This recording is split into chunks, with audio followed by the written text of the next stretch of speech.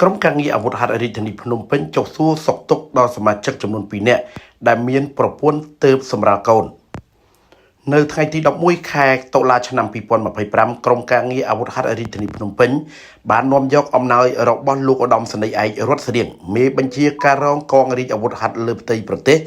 មេបញ្ជាការកងរាជអាវុធហត្ថរាជធានីភ្នំពេញ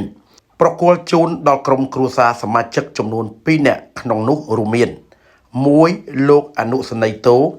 ដានរិទ្ធសមាជិកវរៈសេនាតូចអាវុធហត្ថរាជធានីភ្នំពេញដែលមានប្រពន្ធទើបសម្រាលកូនកំពុងសម្រាកថែទាំសុខភាពនៅគេហដ្ឋាន2លោកនាយចំណងគៀងសៀងហនសមាជិកអាវុធហត្ថរាជធានីភ្នំពេញដែលមានប្រពន្ធទើបសម្រាលកូនកំពុងសម្រាកថែទាំសុខភាពនៅគេហដ្ឋាន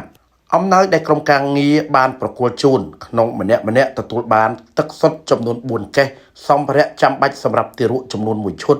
រួមនឹងថវិកាមួយចំនួនទៀតជាអំណោយសួរសុខទុក្ខផងដែរសូមបញ្ជាក់ថានេះមិនមែនជាលើកទី1ទេអំណោយសម្រាប់ក្រុមគ្រួសារអាវុធហត្ថរាជធានីភ្នំពេញដែលដឹកនាំដោយលោកឧត្តមសេនីយ៍ឯករតស្រៀងជាមេបញ្ជាការលោកតែងតែយកចិត្តទុកដាក់ចំពោះមន្ត្រីក្រមអាវ៉ាតក៏ដូចជាប្រជាពលរដ្ឋដែលទីទួលក្រផងដែរ